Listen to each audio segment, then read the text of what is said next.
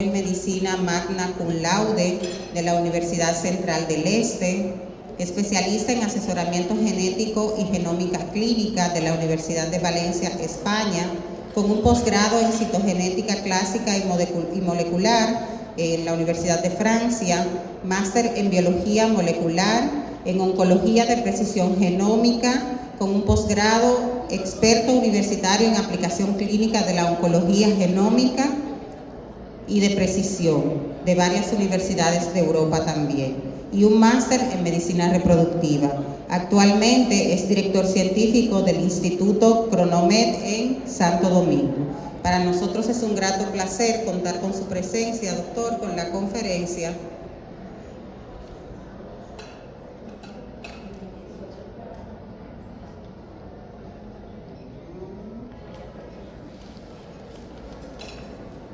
Tamizaje en el recién nacido.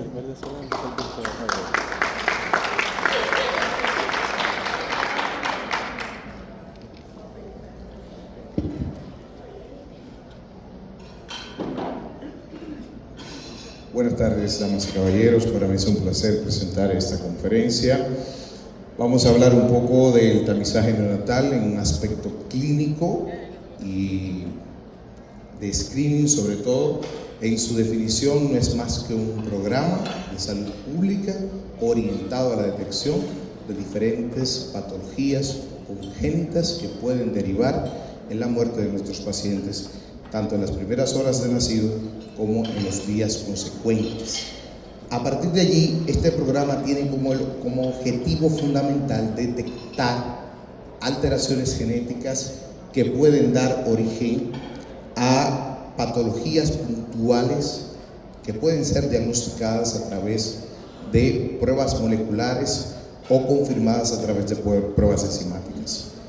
A largo plazo y a corto plazo pueden dar origen a la muerte, por lo tanto es importante saber la relevancia de detectar estas enfermedades en las primeras horas de nacido. Desde el punto de vista histórico, la primera vez que se acuñó el término de tamizaje neonatal, en realidad fue cribado neonatal por el doctor Robert Guthrie en 1960, pero no fue hasta 1990 que se inició con un proceso de revolución en el diagnóstico de estas enfermedades a través de la espectrometría de masas comparativa, a través de repeticiones en tándem. Las repeticiones en tándem no son más que secuencias del genoma humano que se encuentran una al lado de la otra y nos permiten saber en diferentes individuos cuáles son las patologías que no corresponden a un patrón de herencia normal o a un patrón hereditario normal. Sin embargo, el objetivo del doctor era detectar errores innatos del metabolismo, y estos errores innatos del metabolismo todavía hoy siguen siendo caso de estudio y de investigación a los fines de detectar cuáles son las patologías más relevantes, porque vamos a ver más adelante que algunas de estas patologías, a pesar de ser detectadas, requieren una confirmación secundaria. Como referencia tenemos a los Estados Unidos, que es un modelo de éxito en el diagnóstico o tamizaje neonatal. Hay que resaltar que el tamizaje neonatal no son pruebas diagnósticas, sino que permiten inferir en la probabilidad de padecer una patología determinada. Y vamos a ver que requieren un análisis secundario para poder diagnosticar estas patologías. En Estados Unidos, al menos 4 millones de bebés son examinados al año, lo que quiere decir que es importante detectar este tipo de patologías a tiempo y sobre todo implementarlo en los protocolos de salud pública y global. Hay etapas del tamizaje neonatal. Hay una etapa preanalítica, una etapa analítica y una etapa postanalítica. En la etapa preanalítica tenemos que tener consideraciones importantes y que todo lo que estamos aquí, todo el personal de salud, debe conocer los aspectos técnicos relacionados con la etapa preanalítica, desde los sesgos de confirmación, falsos positivos, falsos negativos, métodos de toma de muestra e incluso los aspectos técnicos relacionados con la metodología o los métodos de diagnóstico. ¿Por qué? porque el manejo clínico es multidisciplinario. Requiere la integración de pediatras, de nutricionistas, de médicos neonatólogos, perinatólogos e incluso de genetistas para la interpretación en la etapa posanalítica. Vamos a ver cuál es la tendencia actual, el panel uniforme.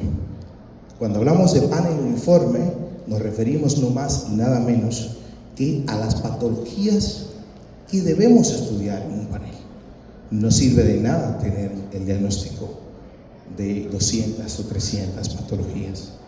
Necesitamos detectar las patologías que pueden causar efectos graves en el organismo del individuo o del paciente en cuestión, que son en torno a unas 25 patologías.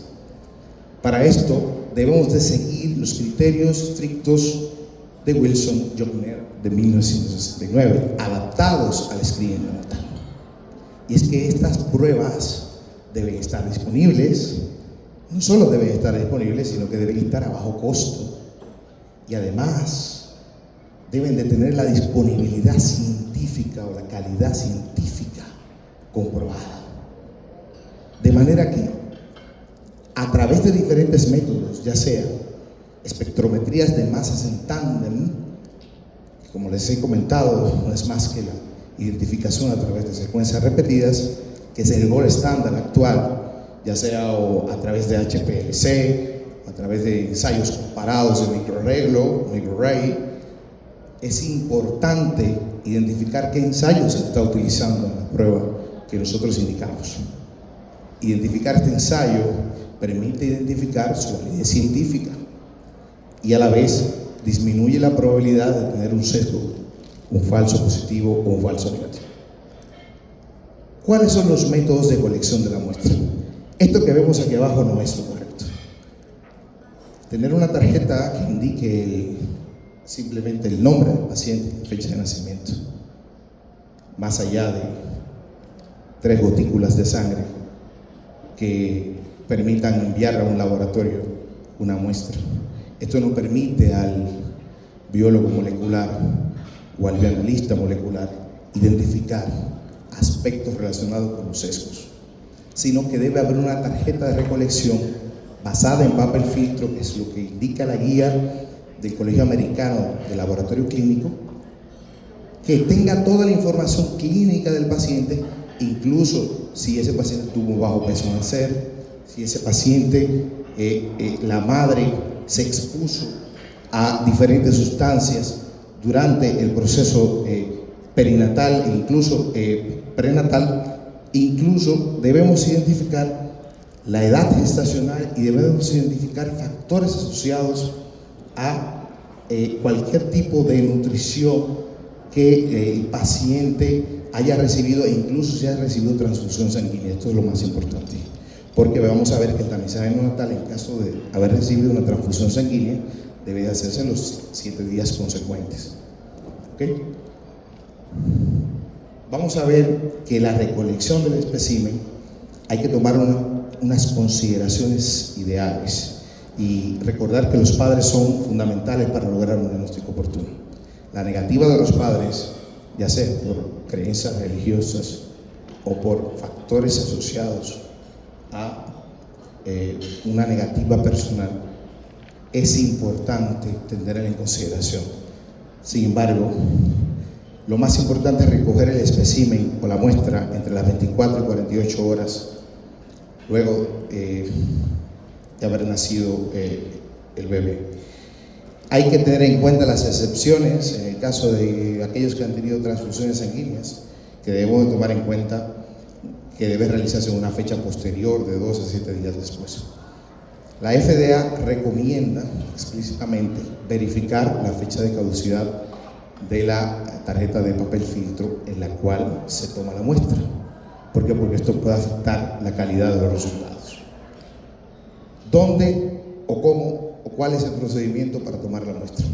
Los espacios indicados en rojo indican que es el lugar ideal, porque otro espacio podría afectar la anatomía del individuo y provocar lesiones e injuria en esa área, ya sea de nervios, tendones y demás. Hay que calentar la región de 3 a 5 minutos, teniendo cuidado de no causar daño y provocar o generar algún tipo de asepsia con alcohol del 70%. Se calienta la región de 3 a 5 minutos con un paño húmedo, con temperatura de 37 grados Celsius, y en el área sombreada vamos a tomar una lanceta y colocar entonces la punción a la hora de tomar la muestra. La otra técnica es la técnica del asa. Se puede tomar directamente del cordón umbilical, sin embargo se limpia con una gasa, se coloca en forma de asa el cordón umbilical y se toma la muestra de la región superior. Esto disminuye el riesgo de POC o contaminación materno-fetal. ¿Cuál es una muestra válida? En apariencia, el primer círculo rojo parece ser la única muestra válida. Sin embargo, a veces en la vida menos es más. ¿Por qué? Porque si nos pasamos de este círculo a la hora de utilizar el aparato de cromatografía líquida o de espectrometría de masas en tándem, se puede alterar los resultados por sobresaturación, como vemos en la imagen tercera, de arriba hacia abajo, o por coagulación e incluso por insuficiencia de la muestra. De manera que en este caso se comprueba que en la vida muchas veces menos es más. Entonces, almacenamiento. Luego de tomada la muestra debemos de dejarla secar unas 3 horas al aire libre, en una temperatura estándar, 37 grados Celsius, y almacenarla en unos 20 o 25 grados, ya sea en una nevera especializada o en algún espacio que tengamos dispuesto para el almacenamiento de este tipo de muestra. Recordar que la viabilidad de la muestra es de al menos 2 años. Ya para otras pruebas tomadas en papel filtro, basadas en secuenciación de próxima generación, al menos 9 años puede estar disponible esta muestra. Hay una fase posanalítica que debemos de tener en cuenta. Ya vimos la fase preanalítica, en la cual todos debemos estar empapados de los aspectos técnicos. Vimos la fase preanalítica, en la cual todos debemos tener las consideraciones desde la toma de muestra, y vamos a ver la fase posanalítica, que involucra el reporte de los resultados. Y aquí donde está la mayor intervención por parte de nosotros, y es la fase crítica de nosotros como personal de salud. Y es saber lo siguiente: el tamizaje neonatal no es una prueba diagnóstica. No se puede diagnosticar una patología a ciencia cierta con un tamizaje neonatal. ¿Por qué? Al menos desde el punto de vista genético, evidentemente. ¿Por qué? Porque la prueba lo que busca es ser sensible un 100%, mas no ser específica. ¿Por qué? Porque hay alteraciones que requieren una confirmación secundaria, porque se deben a defectos enzimáticos. Entonces hay que medir en esos casos la presencia o ausencia e incluso la cantidad de esa enzima, de presencia de esa enzima. A partir de allí requerimos, en el caso de que exista un resultado anormal, que esa comunicación a ese paciente sea urgente, porque es considerado una urgencia médica. Y entonces tendríamos que hacer una segunda prueba confirmatoria, que lo ideal es que se base en secuenciación de última generación, NGS. Recordad que la primera toma de muestra puede ser basada en un ensayo de inmunistoquímica o de repeticiones en tándem o de make-or-write, pero lo ideal es que la segunda prueba confirmatoria se base en secuenciación de próxima generación o de última generación, NGS. ¿Por qué? Porque recuerden que la tasa de falsos positivos puede ser alterada por diferentes condiciones. ¿Cuáles son las condiciones o las enfermedades que un tamizaje neonatal debe detectar? Al menos 25. De hecho, estas 25, y es importante saberlo, que si aumentan o superan las 25 o 30 pruebas, el riesgo de falso positivo incrementa. O sea, que cuando vean un panel que incluya 70, 100, 200, 300 pruebas, quiere decir que el riesgo de falso positivo va a incrementar.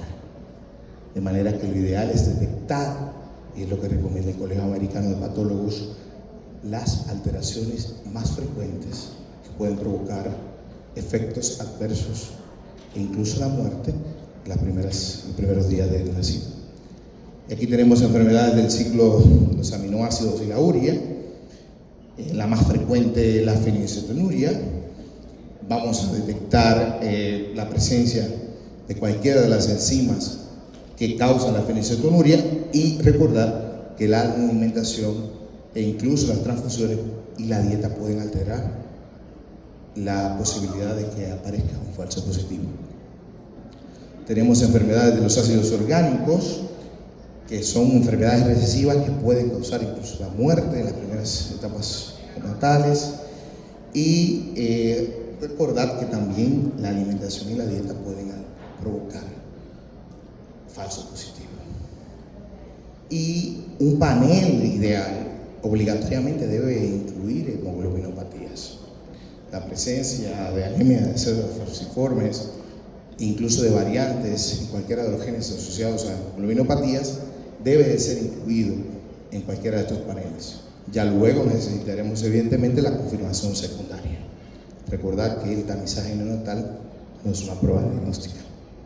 Por otro lado, la hiperplasia suprarrenal congénita, que también es una enfermedad que puede ser diagnosticada desde el punto de vista de genética molecular a través de la identificación de diferentes mutaciones o a través de la identificación de la presencia de enzimática. Pero el falso positivo está en características propias de la prematuridad, el bajo peso al nacer e incluso el estrés fisiológico, que puede provocar un falso positivo. El hipotiroidismo congénito, hay que saber que la TSH aumenta en las primeras horas del nacimiento, porque en muchas ocasiones es recomendable tomar la prueba después de las 72 horas. De manera que, a pesar de que entre las 24 y 72 horas es la hora ideal para tomar el tamizaje neonatal, también hay que saber que los bebés prematuros tienden a tener el T4 bajo y por lo tanto pueden causar falso positivo. La deficiencia de biotinidasa también es una enfermedad bastante frecuente que debe estar incluida en cualquier tamizaje neonatal. Y puede haber la presencia de un falso positivo, pero la ventaja es que esto puede ser diagnosticado a través de secuenciación de próxima generación. La galactosemia, que no puede faltar, y se puede detectar la presencia o la disminución de esta enzima a través de una prueba de inmunistoquímico o de citoquímica. La fibrosis quística, que es una enfermedad muy frecuente, sobre todo en la población dominicana, que se debe al intercambio iónico, hay que saber que también podemos diagnosticarla a través de NGS como segunda prueba confirmatoria, a pesar de que salga positiva en el tamizaje neonatal. Y la inmunodeficiencia severa combinada, los niños burbuja, a pesar de que tiene muchas variantes, a través de NGS podemos confirmarla, pero tenemos que saber que es necesario siempre el diagnóstico oportuno. Si sale positiva en una prueba de tamizaje neonatal, derivarlo al genetista de manera que pueda indicarle un panel basado en NGS asociado a esta inmunodeficiencia. ¿Cuáles son nuestras consideraciones finales? El tamizaje neonatal en la República Dominicana sigue siendo una problemática amplia.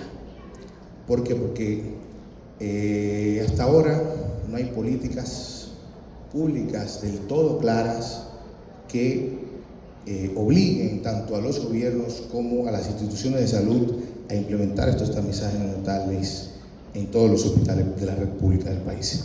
En el 2015, a través de este decreto del presidente Danilo Medina, se creó el programa de tamizaje neonatal y se inició la construcción de un laboratorio de tamizaje neonatal. Pero no fue hasta los años subsecuentes que la Cámara de Diputados aprobó el proyecto de ley y posteriormente el Senado de la República. Ya es una ley el tamizaje neonatal, pero hace falta aún en nuestro país que la implementación se lleve a cabo con gallardía. De manera que todas las entidades de salud y todo el personal que trabajamos en esta área pueda trabajar de la mano e indicar esta prueba porque es necesaria para todos y cada uno de nuestros pacientes. En conclusión, es un programa de salud pública exitoso el tamizaje neonatal. La metodología ideal es la cromatografía líquida por repeticiones en tándem o espectrometría de masas en tándem. Lo que recomienda el Colegio Americano de Médicos Genetistas es lo máximo 31 trastornos fundamentales, y la recolección del espécimen o de la muestra debe ser en papel filtro en los primeros 1 o 2 días de vida, y tener en consideración cuáles factores desde el punto de vista técnico, la toma de muestra hasta llegar al resultado, pueden afectar la calidad de la muestra. Estas son otras referencias. Muchas gracias.